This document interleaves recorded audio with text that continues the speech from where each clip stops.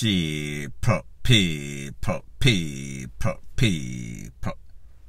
Que pasa, sac passe, what they do. Welcome to Crime Time News, where the difference is in the meds. Call it news with a buzz. This is an update about a story that I spoke about a couple of days ago. It involved a young couple, a young lady, KARI Mullins. She's from Canada, from Jamaican parentage, so therefore she comes back to Jamaica. She met a young man, his name is P3D Mario McDonald's. Both of them 29 going on to 30. When she met him, everything was good. She met him at some sorts of concert, some sorts of event, entertainment events in Negril, I think.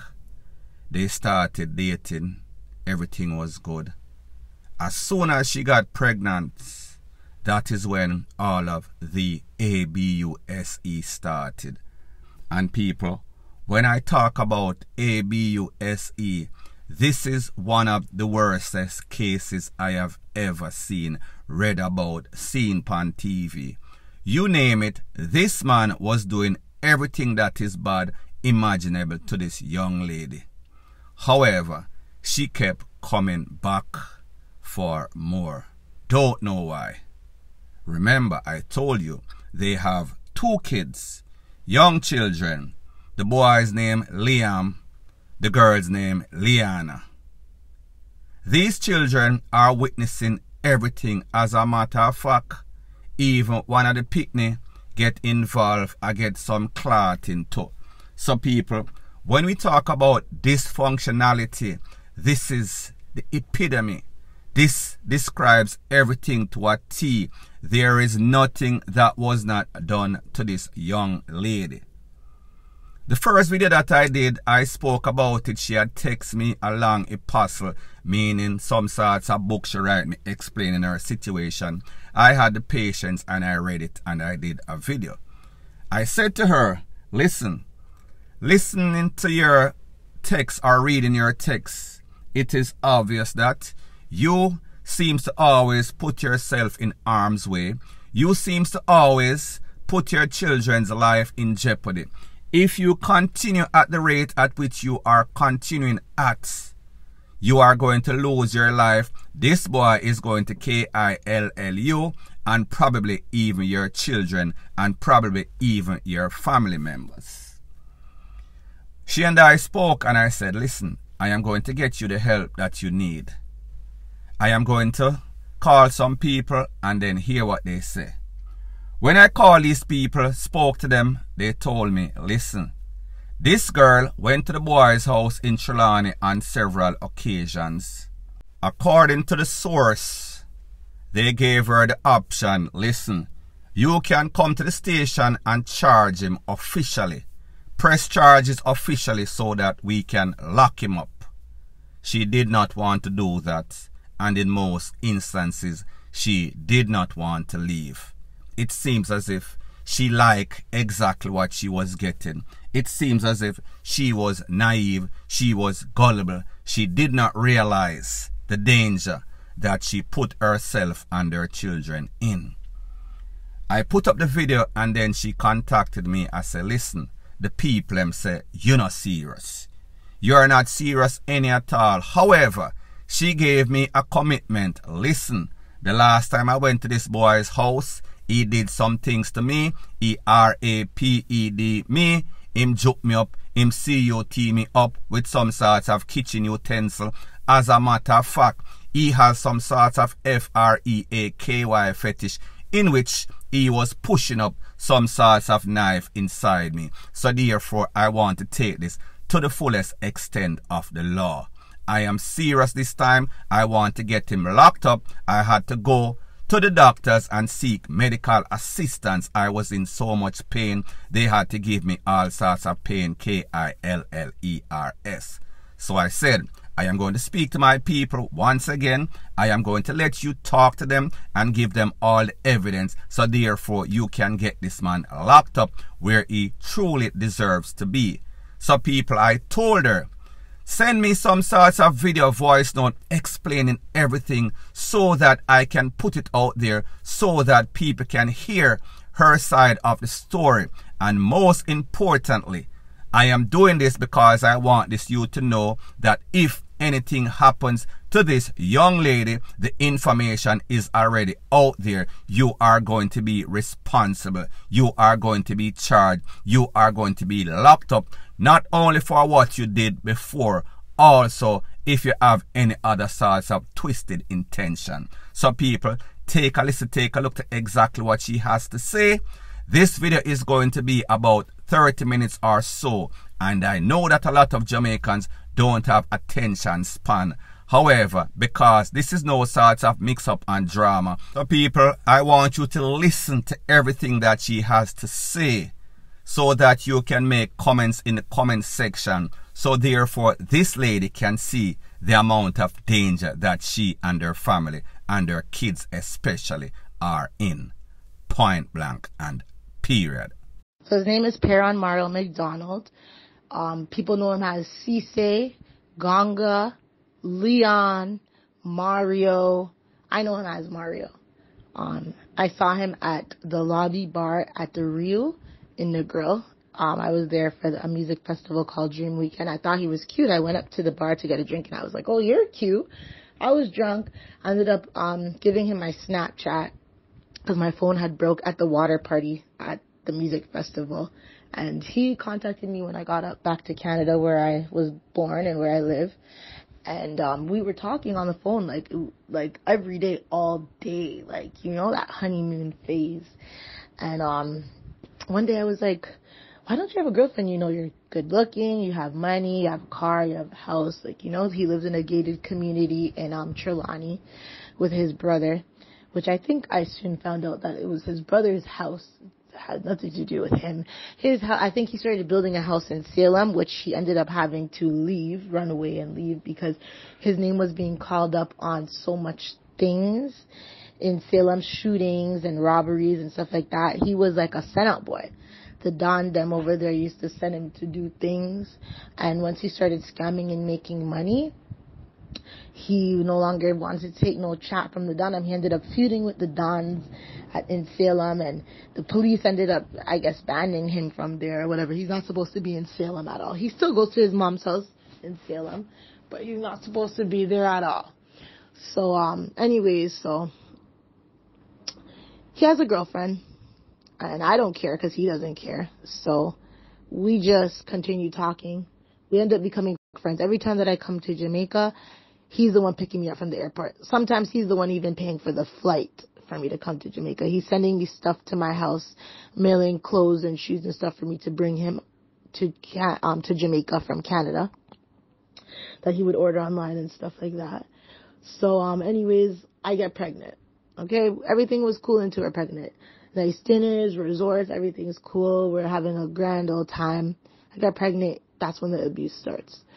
Me and his girlfriend get into little arguments through email, which he's deleted all my emails. I'm still trying to get all my emails back while I was at the house, being held hostage, and him beating me, raping me. He deleted all my emails, his emails and her emails and whatever. So, while I was pregnant with my son, we got into like a little email dispute, and he came and beat me while I was pregnant with my son because of the things that I was saying to her. And he is just an angry guy. He's explosive. He claims he has bipolar. Him and his mom say he has bipolar. So, I stay with him. He beats me with an extension cord, a belt, a broomstick, whatever. I leave and go to Canada. I come back and forth while pregnant with my son. And then one day he beats me so bad while I'm holding my son. And I decide I'm leaving. I'm not staying here. Like, you put my son in danger. I was holding him. What if I dropped him while you're punching me in my face? What if you punched him by accident? I said I'm leaving. I call an old friend. He comes and gets me. We go to a resort. Because I booked the resort the same day, they didn't have the reservation like on hand. It wasn't showing up in the system. So I had to show them my own email reservation confirmation.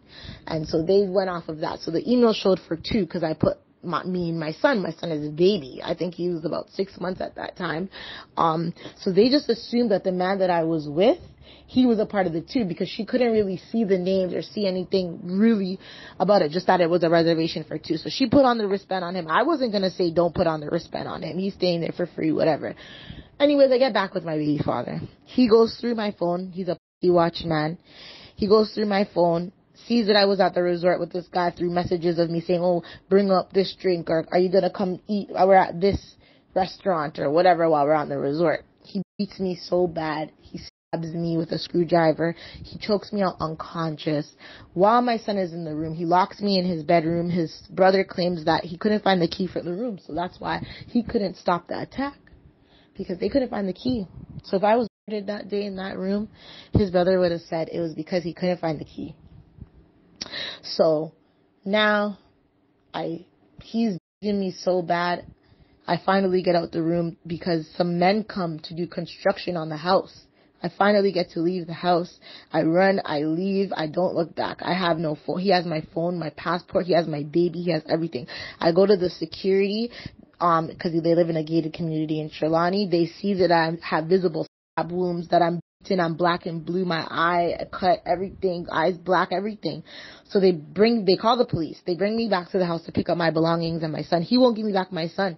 Tells them, fuck you, move from here, and da-da-da-da-da. I have to go to the police station. When I go to the police station now, the police tell me, like, there's no point of laying charges. I'm guessing this is because he knows the police there.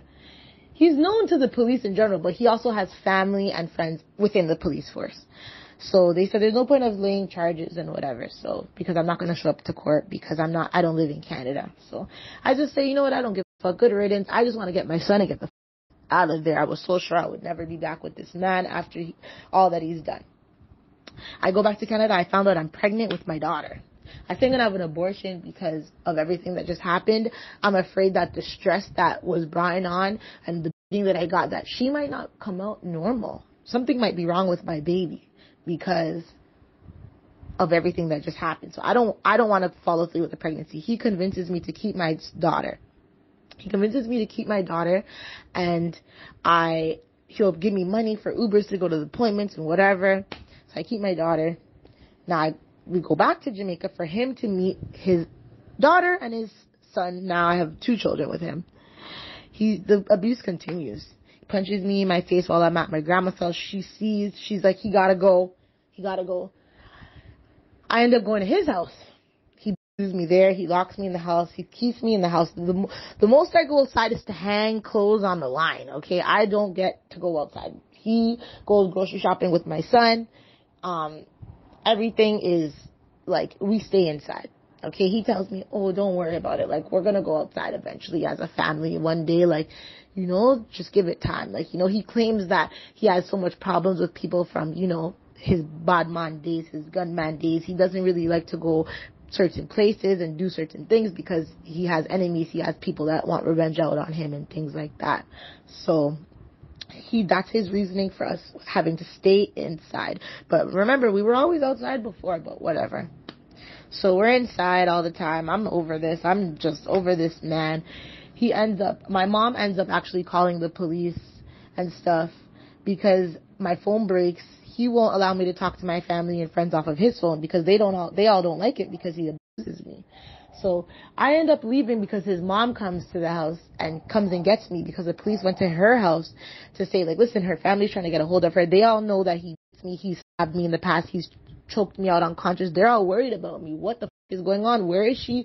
What's going on with Karika? Like, I leave. My stuff was already packed. I was ready to go, but he never lets me leave. He always makes stupid shit up. Oh, give me the money now for the gas. I'm not taking you, or you have to leave this baby. You have to only take this amount of suitcases and stuff like that if I wanted to drop me back to St. Thomas. So there's days of this back and forth of when can I leave, when are we leaving, until finally his mom comes, brings me to her house. His brother ends up dropping me to my grandma's house.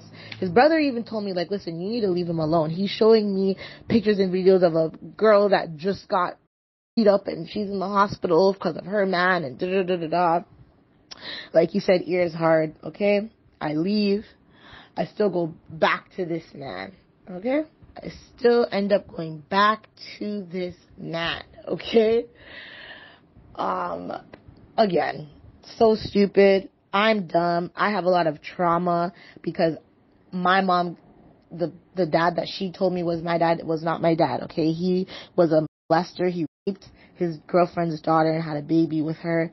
And when I did finally meet my biological father, a couple years later, he died. And I have so much trauma from this because my dad really loved me. He was abusive to my mother, and that's why she cut ties with him and whatever. Plus, he got deported back to Jamaica and other different things. So that's why I never met my dad until I was an adult, and I didn't want that to be my children's story. And I'm telling you, trauma is a hell of a thing. It will make you do stupid shit that you don't understand why you're doing this. But I wanted my children's story to be different. I wanted them to know their father. So I kept going back despite me being so unhappy and being abused and beaten and stabbed and everything. So forgive me for being naive and in love. Okay? This is what it does to you and trauma does to you. Okay? And I'm also legally blind. I have very low self-esteem because of my visual impairment. And he knows that, and he plays on that a lot. So that's another reason why I probably still stayed with him and stuff. But rape is unforgivable. Okay? So let's get into the rape. So now he messages me saying, can he buy tickets for the babies to come to Jamaica for their birthday? He wants to see his children on their birthday. I was already coming to Jamaica. My ticket was already booked. He didn't know that. We haven't been talking at all. He hasn't sent $1 for his children since their last birthday. He sent $600. So I'm like, sure, send the money because I could be reimbursed for the ticket I already bought. So I wasn't even sure at this point if I was even really going to let him see the children. But I come to Jamaica. I end up going to vacay weekend with my cousins. He ends up seeing me on somebody else's snap, seeing that I'm enjoying myself at vacay weekend. He's pissed, okay?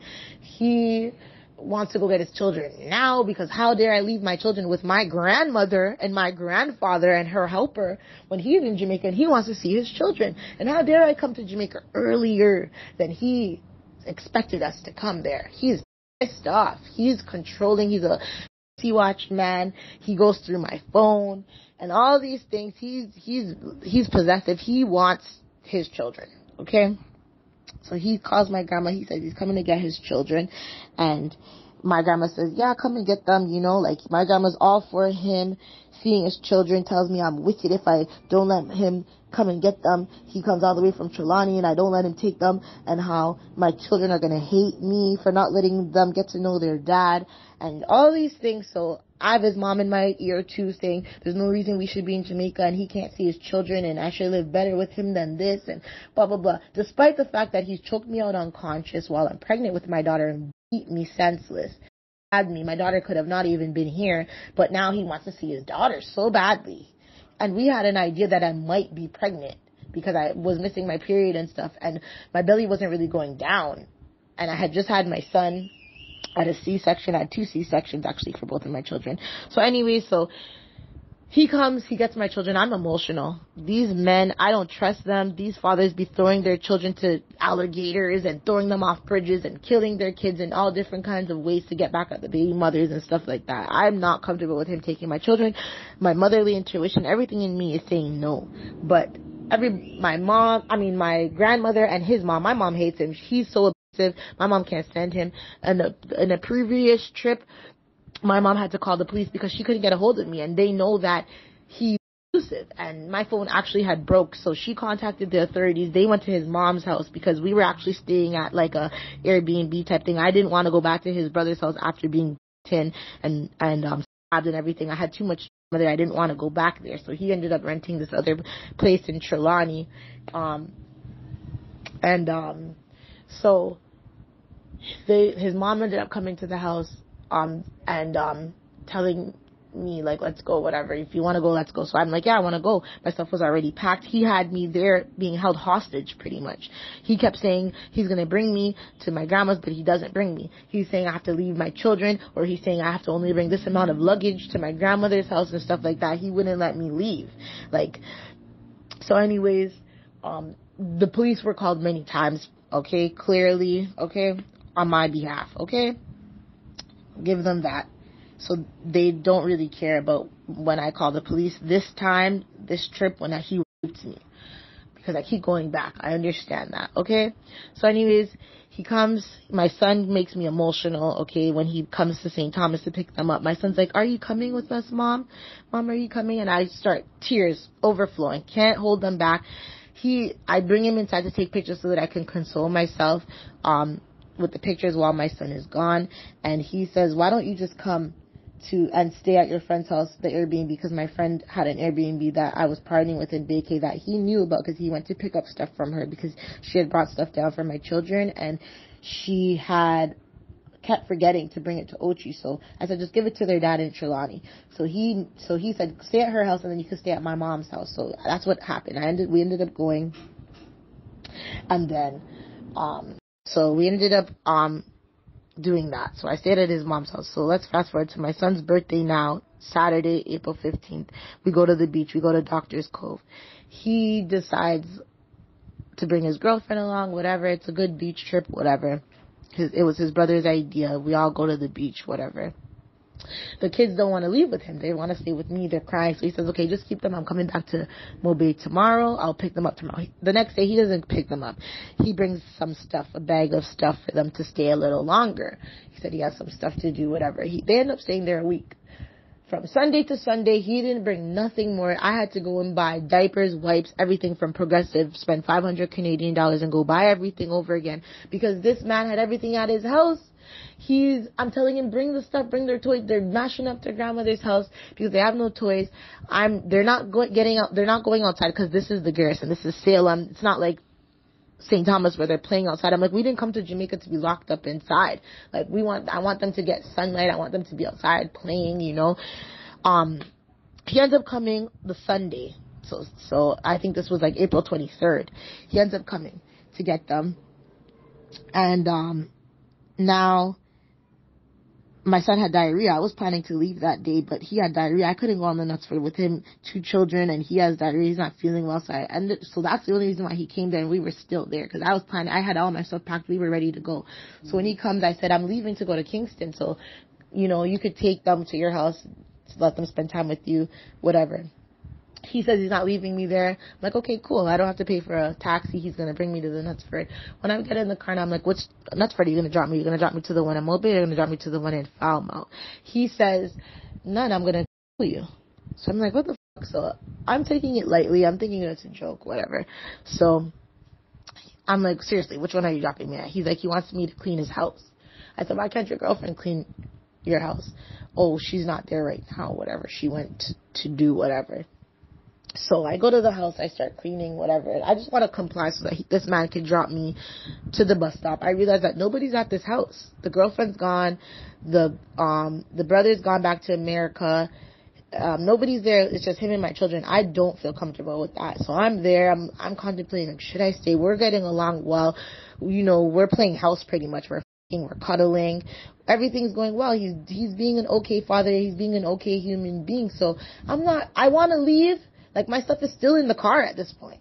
I want to leave, but we're doing all right. At one point, the energy shifts, and I decide I want to leave. Like, I really want to leave. Like, once I decided, and I told him, I don't want to you anymore. I don't want to cuddle up with you. I'm not giving you no massages.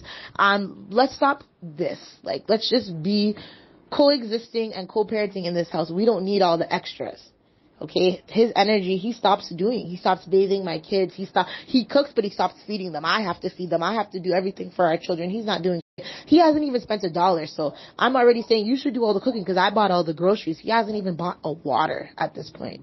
So, he's mad. He's mad that I don't want to him anymore, and I don't want to play house with him anymore. I'm ready to go. Like, trauma does some up to you, and yeah, sometimes I just remember all the that he's done to me, just ejaculating on my face in my sleep while I fell asleep breastfeeding my daughter, that he could have easily came on my daughter. It's disgusting. Like, stabbing me, all these things. I come back to memory, and I don't want to be around this man anymore. Like, I'm ready to go. I can't get back to that lovey-dovey mood that we were in. So anyways, fast forward to the day that he rapes me. Okay, so he's going through my phone. He sees that I'm telling my cousin I'm ready to go and stuff like that. He's pissed off. He starts cussing off my cousin. He takes my phone. He's deleting shit out of it. And he's mad, okay?